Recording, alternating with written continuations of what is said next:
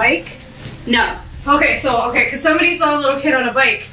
They posted it, but I didn't know if he brought it. Well, he did, unless he took it sooner and brought it back, because Lena ends up getting a bike. January 27th, 2020 started like any other freezing Monday in Colorado Springs. 11-year-old Gannon Stauch kissed his little sister goodbye, climbed into the red Nissan Frontier with his stepmother, Letecia, and waved from the passenger seat. A neighbor's Ring camera caught the moment perfectly. A smiling boy in a silver jacket, backpack on his lap, trusting, excited, alive. By nightfall, that same boy had vanished, and the woman who drove him home was already rehearsing the first of many lies. At 7 p.m. sharp, Letecia dialed 911 with a measured calm of someone ordering pizza. My stepson was supposed to be home by 6. I've checked all his friends' houses. No one's seen him. He's only 11. Her voice never cracked. Not once. Officers arrived to find a mother who seemed almost bored. While they fanned out with flashlights, Letecia lingered in the living room, repeatedly steering them toward the same two spots: Gannon's bedroom and a patch of carpet with a fresh, suspicious burn mark. Kids, right? She laughed nervously, nudging the singed fibers with her toe. He dropped a candle last night. Nothing major, but something was off. Very off. She kept closing the basement door whenever an officer drifted too close. She rambled about jackets, Nintendo Switches, anything to fill the silence.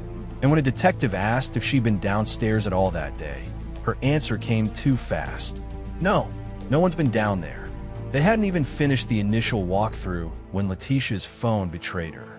Buried in the camera roll was a video time-stamped the night before Gannon disappeared. In it, a terrified little boy sits on the basement couch, arms covered in blisters and peeling skin. Letecia's voice, icy and furious, fills the frame. Pinky, promise you didn't do it on purpose? Because we're gonna have to sell the sofa to fix this, Gannon. Don't make me look bad. Second-degree burns on both forearms. From a knocked-over candle, she claimed. Yet the child in the video isn't crying from pain. He's crying from fear of her. Detectives watched that clip on mute in the kitchen while Letecia sipped coffee upstairs, still playing the frantic stepmom. The temperature in the room seemed to drop 20 degrees. They knew they were standing in the same house where something unspeakable had happened. They just didn't know how bad it truly was. Over the next 72 hours, Letecia's story shape-shifted like smoke. Version 1. Gannon rode his bike to a friend's house and never came back. Version 2. A mysterious rapist broke in through the garage, knocked her unconscious, and kidnapped Gannon in a brown suitcase. Version 3. Actually, forget everything I said. I panicked because my husband scares me. Each tale more desperate than the last. Each one collapsing under the weight of neighbor cameras, cell tower pings, and Letecia's own deleted Google searches. Blood spurting from arterial bleed, direct pressure not working. How to get blood out of sheets fast. Should I get a divorce? I don't like my stepson. What is an Alford plea? Find me a rich husband who actually helps with kids. 34 searches in 4 days.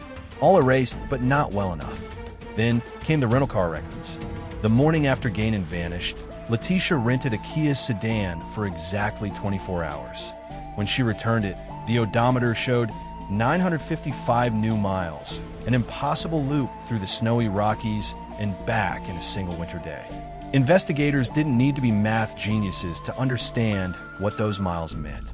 Somewhere out there, under January snow or inside a ravine, an 11-year-old boy had been driven to his final resting place by the same woman who once tucked him in, packed his lunches, and promised his father overseas that everything at home was just fine.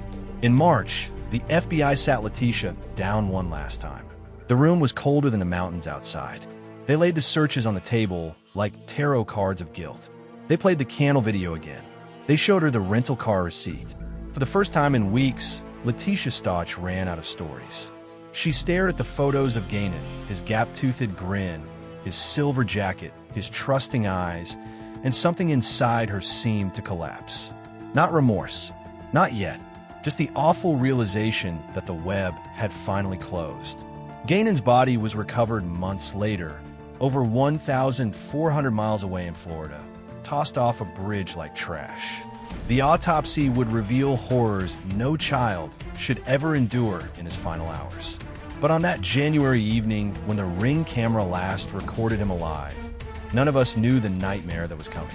We only knew a little boy waved goodbye, climbed into a red truck with a woman he called Mom, and disappeared into a darkness no search party could ever outrun. Somewhere tonight, that Ring footage still plays on loop in an evidence locker. A happy child, a trusting smile, and 14 seconds of ordinary life, before the monster in the driver's seat took the wheel and drove him straight into hell. Never forget his name. Never forget his face. Gannon Stauch deserved better than every single second of what happened next.